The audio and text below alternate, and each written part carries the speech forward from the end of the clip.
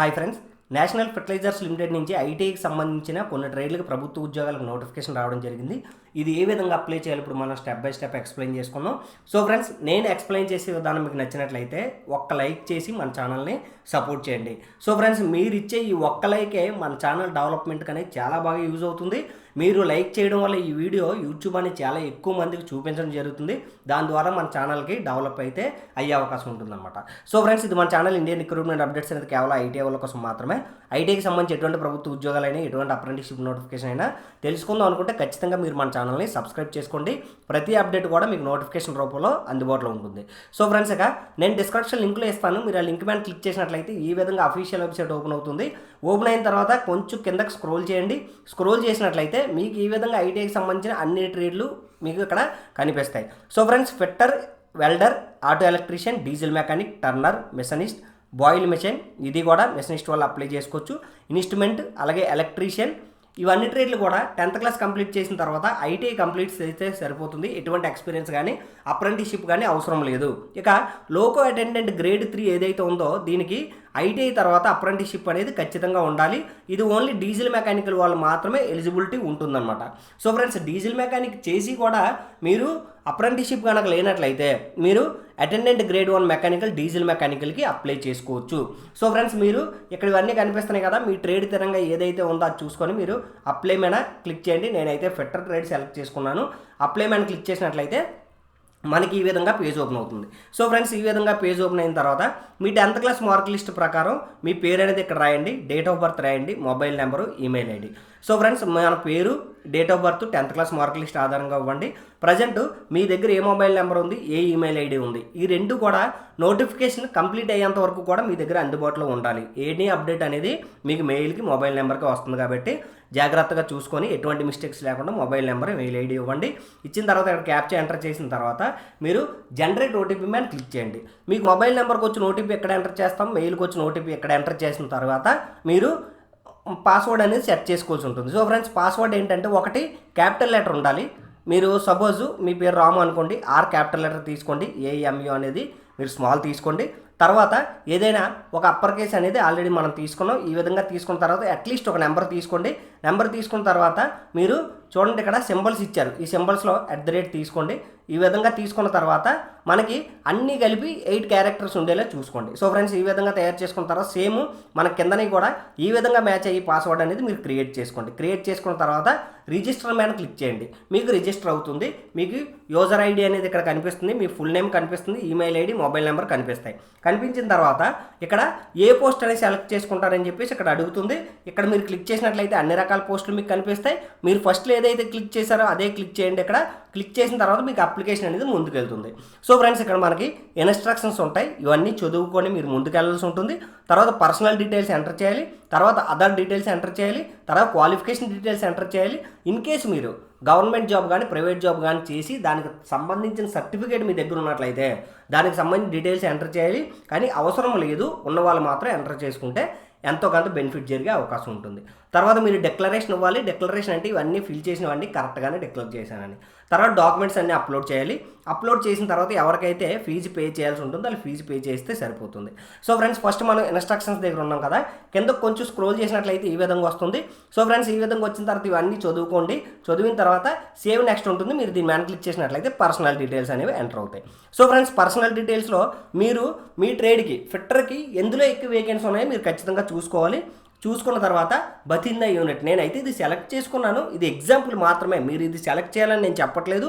మీ fitter ట్రేడ్కి ఎక్కడైతే ఎక్కువ vacancies ఉన్నాయో ఆ యూనిట్లో చూసుకొని మీరు అక్కడ అప్లై చేయండి. అప్లై చేసిన తర్వాత మీ పూర్తి నేమ్ ఇక్కడ రాయండి, మీ మొబైల్ నెంబరు, ఈమెయిల్ ఐడి, అలాగే డేట్ ఆఫ్ బర్త్ ఇవన్నీ చూసుకోండి. తర్వాత మీ father name 10th class mark list ప్రకారం మీ ఫాదర్ నేమ్ రాయండి. In case 10th class mark లిస్ట్లో మీ ఫాదర్ నేమ్ లేనట్లయితే మీకు ఆధార్ కార్డు ప్రకారం మీరు ఎంటర్ చేయండి. తర్వాత మీరు మేలా ఫీమేలా, ఏ కేటగిరీ, ఎస్సీ, ఎస్టీ, ఓబీసీ, ఇలాగా కేటగిరీ అప్లైడ్ ఫర్ అని చెప్పేసి ఇక ఇన్ కేస్ ఓబీసీ సెలెక్ట్ చేసుకుంటే ఓబీసీ నాన్ క్రిమినల్ అలా రావచ్చు. ఇక మీరు ఏ స్టేట్ నుంచి అప్లై చేస్తున్నారు, మీరు ఎక్స్ సర్వీస్ మేనా. అసలు ఎక్స్ సర్వీస్ మేన్ అంటే అర్థం ఏంటంటే మీరు ఆర్మీలో కానీ, నేవీలో కానీ, ఎయిర్ ఫోర్స్లో కానీ 15 సంవత్సరాలు సర్వీస్ చేసిన తర్వాత రిటైర్ అయిన వాళ్ళు అప్లై చేస్తే వాళ్ళని ఎక్స్ సర్వీస్ మెన్ అంటారు. ఒకవేళ ఎక్స్ సర్వీస్ మెన్స్ ఎవరైనా ఉన్నట్లయితే ఎస్ అని కొట్టండి. మ్యాక్సిమం కొత్తగా ఉద్యోగం కోసం రీసెంట్గా ట్రై చేస్తున్న వాళ్ళు నో అని పెట్టండి. ఇక మీరు are you serving officer in armed force అని అడుగుతుంది. సో ఫ్రెండ్స్ ఇది కూడా మీరు నో అని ఇవ్వండి. ఇచ్చిన తర్వాత పర్సనల్ విత్ డిజేబిలిటీ అంటే ఎవరైనా అంగవైకల్యంతో ఉన్నారా, అంగవైకల్యం అంటే మనకి ఉంటాయి కదండి కొన్ని డిజేబుల్, అటువంటివి అనమాట. మీరు ఉంటే ఉన్నాయని పెట్టండి, లేదంటే నో అని పెట్టండి. తర్వాత జమ్మూ కాశ్మీర్లో డొమెస్టియల్ ఎవరైనా ఉన్నారని అడుగుతున్నారు ఈ టైంలో 80 నుంచి 89 వరకు, ఇది నో అని ఇవ్వండి. తర్వాత ఇది కూడా నో అని పెట్టండి. తర్వాత ఎన్ఎఫ్ఎల్లో ఎంప్లాయీస్ ఎవరైనా ఉన్నారా డిపార్ట్మెంట్లో, సారీ మీరు ఎన్ఎఫ్ఎల్ ఎంప్లాయీ అని అడుగుతుంది, నో అని పెట్టండి. సో ఫ్రెండ్స్ ఇక మీరు నేషనల్ ఫర్టిలైజర్స్ లిమిటెడ్లో యాక్ట్ అప్రెంటిస్షిప్ చేసి ఉన్నారా అని అడుగుతుంది. సో ఫ్రెండ్స్ ఇక్కడ నో అని పెట్టండి. ఇన్ కేసు ఎవరైనా ఉన్నట్లయితే వాళ్ళకి ఎంతో కొంత బెనిఫిట్ జరిగే అవకాశం ఉంటుంది. ఒకవేళ నేషనల్ ఫర్టిలైజర్స్ లిమిటెడ్లో అప్రెంటిస్షిప్ చేసిన వాళ్ళు ఉంటే ఖచ్చితంగా ఇక్కడ ఎస్ అని ఇచ్చి దానికి సంబంధించిన డీటెయిల్స్ ఎంటర్ చేయాల్సి ఉంటుంది. సో ఫ్రెండ్స్ ఇక సేవ్ అండ్ నెక్స్ట్ మనం క్లిక్ చేసినట్లయితే అదర్ డీటెయిల్స్ అనేవి ఓపెన్ అవుతాయి. ఇక్కడ మీ మదర్ నేమ్ రాయండి. మదర్ నేమ్ కూడా as per 10th class mark list ప్రకారం రాయాలి. In case 10th class mark లిస్ట్లో మీ మదర్ నేమ్ లేనట్లయితే ఆధార్ కార్డు మీద ఏ విధంగా అయితే ఉందో ఆ విధంగా మీరు ఫిల్ చేయాలి. తర్వాత మీకు మ్యారేజ్ అయిందా లేదా అని అడుగుతుంది, అది ఫిల్ చేయాలి. తర్వాత నేషనాలిటీ అడుగుతుంది, ఇండియన్ అని చెప్పేసి మీరు అక్కడ క్లిక్ చేయాల్సి ఉంటుంది. తర్వాత ఐడెంటిఫికేషన్ డాక్యుమెంట్ అంటే మీరు ఆధారా పానా ఏదేస్తారని అడుగుతుంది. నేను ఆధార్ కార్డు సెలెక్ట్ చేసుకుని దానికి సంబంధించిన నెంబర్ ఇక్కడ ఎంటర్ చేశాను. తర్వాత రిలీజియన్ హిందువా, ముస్లిమా, క్రిస్టియనా, బౌద్ధ ఇవన్నీ అడుగుతుంది. ఇందులో ఏదైతే అది మీరు సెలెక్ట్ చేసుకోండి. సెలెక్ట్ చేసుకుని దాన్ని బట్టి మైనారిటీ కమ్యూనిటీలోకి వస్తామా రాదా అనేది ఇది ఇక్కడ చెప్పేస్తుంది అనమాట. సో ఫ్రెండ్స్ తర్వాత మన అడ్రస్ అనేది పూర్తి అడ్రస్ అనేది మీరు ఇక్కడ ఇవ్వండి. ఇచ్చిన తర్వాత ఇక్కడ same permanent address correspondent address ఒకటే అని చెప్పేసి ఇక్కడ మీరు ఒక టిక్ మార్క్ ఇచ్చినట్లయితే సేమ్ 2 అడ్రస్లు కూడా ఒకటే అయిపోతాయి. ఒకటే అయిపోయిన తర్వాత లాస్ట్ వన్కి వచ్చినట్లయితే మనకి ఎగ్జామ్ సిటీ ప్రిఫరెన్స్ అని అడుగుతుంది. మన ఆంధ్ర తెలంగాణ వాళ్ళకి చూసుకున్నట్లయితే ఆంధ్రప్రదేశ్ వాళ్ళు విజయవాడ ఫస్ట్ ఇవ్వండి, తెలంగాణ సెకండ్ ఇవ్వండి. ఒకవేళ తెలంగాణ వాళ్ళు ఎవరైనా అప్లై చేస్తే హైదరాబాద్ ఫస్ట్ ఇవ్వండి, తర్వాత విజయవాడ సెకండ్ ప్రిఫరెన్స్ ఇవ్వండి. ఎందుకంటే ఫస్ట్ ప్రిఫరెన్స్లో మీకు ఎగ్జామ్ జరిగే అవకాశాలు 99% అనేవి ఉంటాయి. ఓకే ఫ్రెండ్స్, ఇక సేవ్ అండ్ నెక్స్ట్ మీరు క్లిక్ చేయాల్సి ఉంటుంది. సేవ్ అండ్ నెక్స్ట్ క్లిక్ చేస్తే క్వాలిఫికేషన్ డీటెయిల్స్ అడుగుతుంది. సో ఫ్రెండ్స్ మీరు ఐటీఐలో ఏ ఐటీఐ చదువారని అడుగుతుంది. మన సర్టిఫికేట్ మీద ఎక్కడ చదువు రాసి ఉంటుంది, అదేవిధంగా మీరు ఇక్కడ టైప్ చేయండి. ఇక మీరు ఫుల్ టైమే, ప్రతి ఒక్కరు కూడా ఫుల్ టైమే పెట్టాలి. పార్ట్ టైం కానీ పెట్టినట్లయితే మీ అప్లికేషన్ రిజెక్ట్ అవుతుంది. ఫుల్ టైం పెట్టండి. ఎన్ని సంవత్సరాలు ఐటీఐ చేశారు, ఎంత పర్సెంటేజ్ వచ్చింది, మీకు ఐటీఐ సర్టిఫికేట్ ఎప్పుడు పాస్ అయ్యారు. తర్వాత 10th క్లాస్కి వచ్చేసరికి ఎన్ని సబ్జెక్టులు ఉంటాయి, 6 సబ్జెక్ట్స్ సబ్జెక్ట్స్ ఎంటర్ చేసి మీరు బోర్డ్ ఆఫ్ సెకండరీ ఎడ్యుకేషన్ కాబట్టి బీఎస్సీ పెట్టాము. మనకి ఫుల్ టైము, తర్వాత డ్యూరేషన్ ఆఫ్ కోర్స్ 1 ఇయర్, మనకి ఎంత పర్సెంటేజ్ వచ్చింది, ఏ ఇయర్లో మీరు పాస్ అయ్యారు అనేది ఇక్కడ క్లియర్గా మీరు మెన్షన్ చేయాలి. ఇంటర్మీడియట్ అనేది అవసరం లేదు. ఒకవేళ ఇన్ కేసు ఎవరికైనా ఉన్నట్లయితే ఫిల్ చేయండి, లేదంటే అవసరం లేదు. తర్వాత సేవ్ నెక్స్ట్ మనం క్లిక్ చేసినట్లయితే మనకి ఎంప్లాయ్మెంట్ డీటెయిల్స్ అడుగుతుంది. సో ఫ్రెండ్స్ మీరు పబ్లిక్ సెక్టర్లో కానీ ప్రైవేట్ సెక్టర్లో కానీ ఎంప్లాయ్మెంట్ అయి ఉంటే, అంటే మీరు జాబ్ చేస్తూ ఉంటే దానికి సంబంధించి ఫుల్ డీటెయిల్స్ మీరు ఇక్కడ ఎంటర్ చేయాలి. మనకి ఇక్కడ ఫస్ట్ ప్లీజ్ సెలెక్ట్ అని ఉంది కదా, ఇక్కడ ఎస్ అని కరెంట్ ఎంప్లాయ్ అంటే మీరు ఎంప్లాయ్ అని అడుగుతుంది. ఎస్ అని క్లిక్ చేస్తే మాత్రం ఇక్కడ కంప్లీట్గా అన్నీ కూడా వస్తాయి. మనకి central government, state government, central PSC, state PSC, అలాగే అటానమస్ బాడీ, అలాగే స్టాట్యూటరీ బాడీ, ఈ విధంగా public limited company, private limited company, ఇవన్నీ లిమిటెడ్ కంపెనీలు వస్తాయి.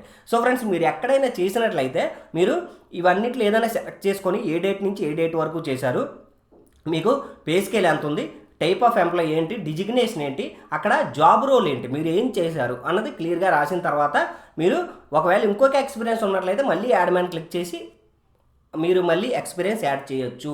కానీ మీకు ఎటువంటి ఎక్స్పీరియన్స్ లేకపోయినా ఏ ఇబ్బంది లేదు. మీరు ఈ అప్లికేషన్ అనేది ఇక్కడ నుంచి స్కిప్ చేయొచ్చు. కొంచెం కిందకి స్క్రోల్ చేసి మీరు స్కిప్ చేసి సేవ్ నెక్స్ట్ మ్యాన్ కొట్టినట్టయితే మనకి అప్లోడ్స్లోకి వెళ్ళిపోతుంది. సో ఫ్రెండ్స్ ఫస్ట్ మీరు ఫోటో అనేది చూసుకోండి. ఫోటో అప్లోడ్ అయితే ఇక్కడ మనకు కనిపిస్తుంది. తర్వాత సిగ్నేచర్ అప్లోడ్ చేయండి. తర్వాత identity, Aadhaar card, 10th class, ITI fitter certificate, తర్వాత మార్క్ లిస్ట్, ఇవన్నీ కూడా మీరు ఎంటర్ చేయాలి. ఓబీసీ సర్టిఫికేట్ కూడా ఏదైతే కేటగిరీ ఉందో కేటగిరీకి సంబంధించిన సర్టిఫికేట్లు అన్నీ ఎంటర్ చేసిన తర్వాత ఇక్కడ మనకి అప్లోడ్ సక్సెస్ఫుల్ అని గ్రీన్లో రావాలి. ఇలా వచ్చినట్లయితేనే మీ డాక్యుమెంట్ ప్రాపర్గా అప్లోడ్ అయినట్టు అనమాట. సో ఫ్రెండ్స్ ఇక్కడ నెక్స్ట్ మీకు ప్రివ్యూ కనిపిస్తుంది. ఇవన్నీ 1-2 సార్లు బాగా చెక్ చేసుకోండి. మొత్తం చెక్ చేసుకున్న తర్వాత అంతా ఓకే అయితే మీరు ఇక్కడ డిక్లరేషన్ ఇచ్చిన తర్వాత సేవ్ అప్లికేషన్ మనం క్లిక్ చేసినట్లయితే ఇక్కడ మనకి అప్లికేషన్ సేవ్డ్ సక్సెస్ఫుల్ అని వచ్చేస్తుంది. ఓకే మీరు ఓకే అని ఇచ్చిన తర్వాత నెక్స్ట్కి వెళ్ళొచ్చు. సో ఫ్రెండ్స్ ఇక్కడ పేమెంట్ అనేది చేయమని అడుగుతుంది. పేమెంట్ మనం క్లిక్ చేసినట్లయితే మనకి ఈ విధంగా వస్తాయి. 200 పే చేయాలి. ప్రొసీడ్ టు పేమెంట్ మనం క్లిక్ చేసినట్లయితే మనకి ఈ విధంగా కనిపిస్తుంది. తర్వాత మీరు క్యూఆర్ కోడ్ డైరెక్ట్ మీ మొబైల్ నెంబర్తో లేదా మీకు స్కాన్ చేసేయచ్చు. ఈ క్యూఆర్ కోడ్ని స్కాన్ చేసి పే చేయొచ్చు.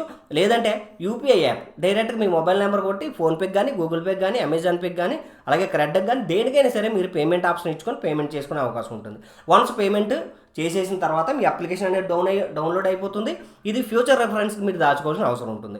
Okay friends, thank you for watching. ఇటువంటి అప్డేట్స్ అన్ని మీరు మరెన్నో తెలుసుకోవాలనుకుంటే ఖచ్చితంగా మీరు మన ఛానల్ని సబ్స్క్రైబ్ చేసుకొని పక్కన ఉన్న బెల్ ఐకాన్ క్లిక్ చేసుకోండి.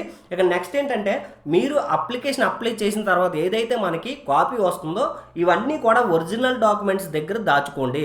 ఎందుకంటే మీరు ఎప్పుడప్పుడు ఎన్నెన్నో అప్లికేషన్లు అప్లై చేస్తూ ఉంటారు, ఎక్కడ పడితే అక్కడ అడిచేస్తే మాత్రం తర్వాత ఎప్పుడైనా కాల్ లెటర్ వచ్చినప్పుడు, హాల్ టికెట్ వచ్చినప్పుడు మీ రెఫరెన్స్ నెంబర్ ఏదంటే మీరు అప్పుడు ఎత్తుక్కుంటే దొరికితే వెళ్ళని కూడా, దొరకకపోతే మీరు ఒక ఆపర్చునిటీ అనేది మిస్ అవుతారు. కాబట్టి ఖచ్చితంగా అప్లై చేసిన ప్రతిదాన్ని కూడా మీ ఒరిజినల్ డాక్యుమెంట్స్ పక్కన పిన్ చేసుకొని పెట్టుకుంటే వెళ్ళని గుడ్ అనమాట. Okay friends, thank you for watching. మీకు మరిన్ని అప్డేట్స్ తెలియాలంటే ఖచ్చితంగా మన ఛానల్ సబ్స్క్రైబ్ చేసుకోండి. నేను ఎక్స్ప్లెయిన్ చేసే విధానం నచ్చినట్లయితే ఖచ్చితంగా ఒక లైక్ చేయండి. Okay friends, thank you.